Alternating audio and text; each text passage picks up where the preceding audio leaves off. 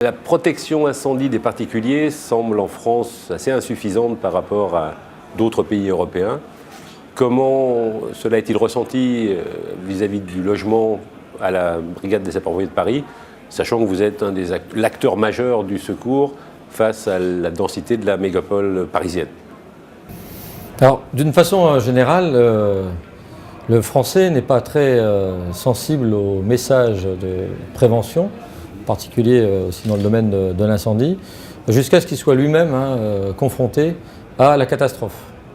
Et là, il a le réflexe du 18 et du 112, et de considérer que le sapeur-pompier de Paris, sur la zone que nous défendons, Paris et la Petite Couronne, est l'ultime recours quand individuellement ou collectivement, il est face à ce type de catastrophe ou de drame personnel ou collectif.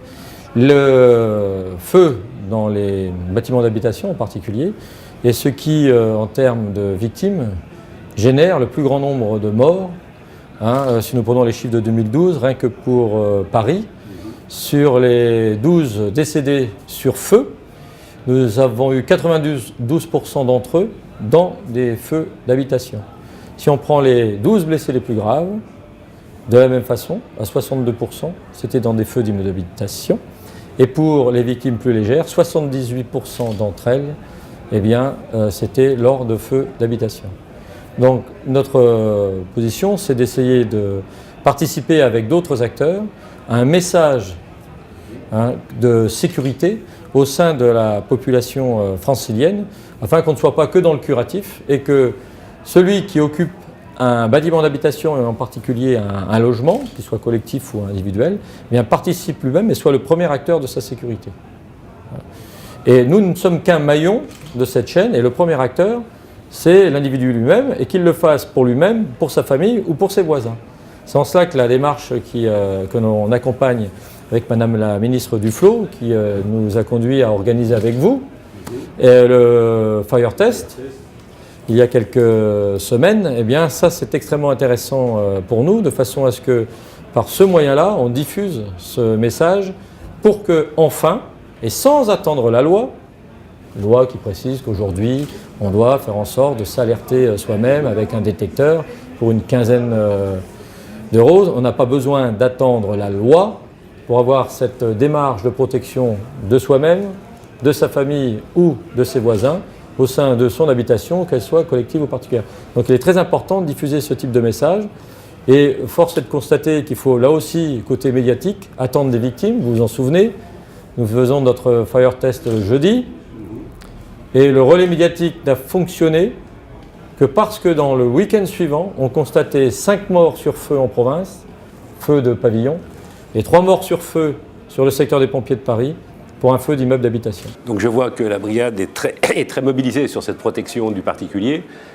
Vous avez effectivement participé au Fire Test avec Madame la ministre Cécile Duflot récemment, qui a montré l'utilité des détecteurs autonomes de fumée.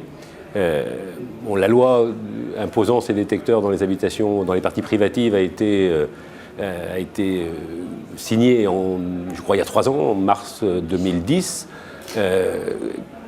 Aujourd'hui, force est de constater que, vous l'évoquiez déjà, force est de constater que l'équipement des particuliers au niveau de leurs appartements, de leurs parties privatives est faible, est relativement faible.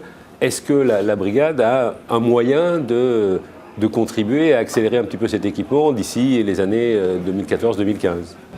Alors, nous y contribuons déjà, comme je l'indiquais, avec notre participation avec vous et avec d'autres acteurs, y compris les acteurs publics, de façon à diffuser ce message d'éducation des populations au risque. Et comme je l'évoquais avec les chiffres que j'ai cités, s'il y a un effort à faire, c'est dans le domaine du feu d'habitation, puisque dans les habitations, nous trouvons les victimes à part égale pratiquement entre la salle de bain, le salon et la chambre.